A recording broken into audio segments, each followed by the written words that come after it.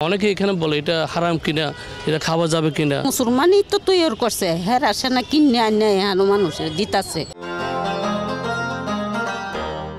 বাংলাদেশ অসাম্প্রদায়িক চেতনার দেশ, যার এক টুকরো প্রমাণ মেলে রাজধানীর বাসাবোর ধর্মরাজিক বৌদ্ধ মহাবিহারে।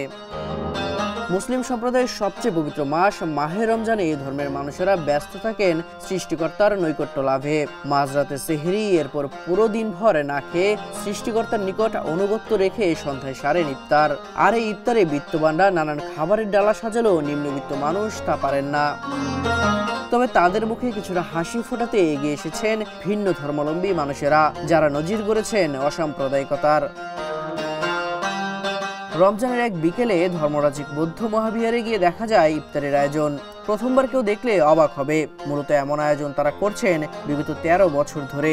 2012 সালে এই অনন্য ও অসাম্প্রদায়িক কার্যক্রমের সূচনা করেন বাংলাদেশ বৌদ্ধ কৃষ্টি প্রচার সংঘের সভাপতি শুদ্ধানন্দ মহাথের।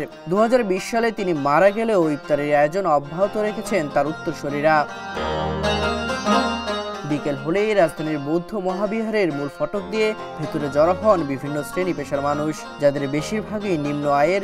এমন আয়োজনে বেশ খুশি তারা, যা বোঝা যায় তাদের তৃপ্তিমাখা কথাতেই। আল্লাহর রহমতে প্রতি বছর আসি, প্রতি বছরই নিয়ে যাই। প্রত্যেক বছরে বছরে ইফতারি বালাই দে ভালো লাগে। এটা তো মুসলমানই তো তৈরি করছে, হ্যাঁ আসে না কিনে আনে মানুষের দিতাছে। মুসলমানের তো দিত না। ইফতারি নিয়ে ইফতারি করি, খাই, আল্লাহকে দোয়া করি।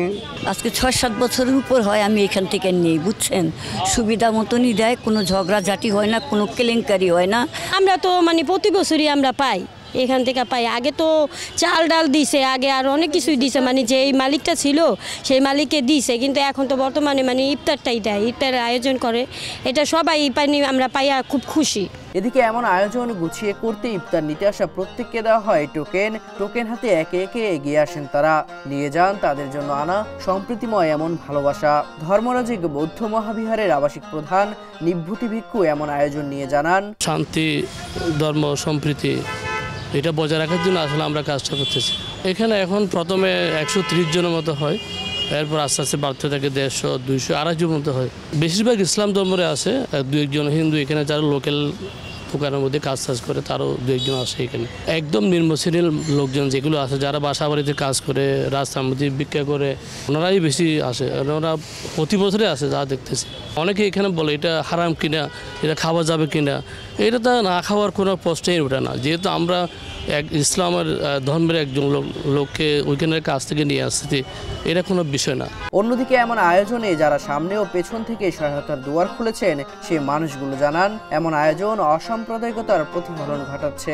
আমাদের আশেপাশে সুবিধা বঞ্চিত যে সমস্ত মানুষজন আছেন, যারা ছোট ছোট কাজ করে, তারা আসলে ইফতার কোথায় খাবে তারা তো জানে না। তো তাদের জন্য মূলত উনি এই ব্যবস্থাটা করেন এবং আমরা এখনও এই উনার কার্যক্রমটা চালু রেখেছি। অবশ্যই আমরা খুব আনন্দিত হই। সাধারণ মানুষের সাথে থাকতে পারাটা অনেক বড় আনন্দের এবং এটা অনেক বড় গর্বের একটা ব্যাপার। সবথেকে বড় কথা হচ্ছে এই যে দরিদ্র মানুষগুলো যখন ইফতারটা নেয়, তাদের মুখে যে হাসিটা ফুটে ওঠে, এটা দেখতে খুব বেশি ভালো লাগে।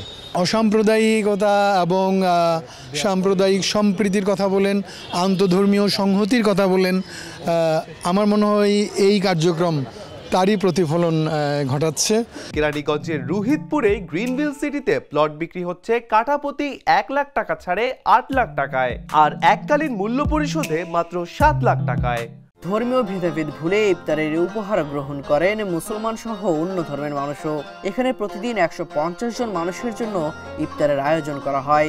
ইফতার নিয়ে সেসব সাধারণ মানুষের মুখে ফুটে ওঠে তৃপ্তির ঢেকুর। নিজে করে করুন লাগে না, কষ্ট হয়, তার থেকে কষ্ট বিক্রি এটা নিয়ে একটু খাইটা একটু জিরাই। প্রতি বছরই এখানে দেয়, আমি 3 বছর ধরে আসি যাই, তো ওদের উসিলায় আমাদেরকে খাওয়ায়, আরও মানুষের যেমন রোজা ভাঙ্গানের টুপির দেয়।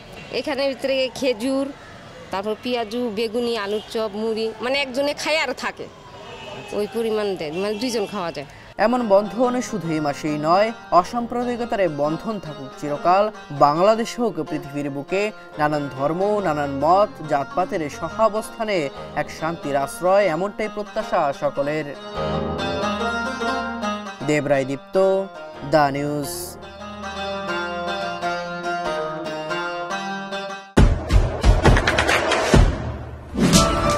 দেশে দেশে সবার সাথে দ্য নিউজ।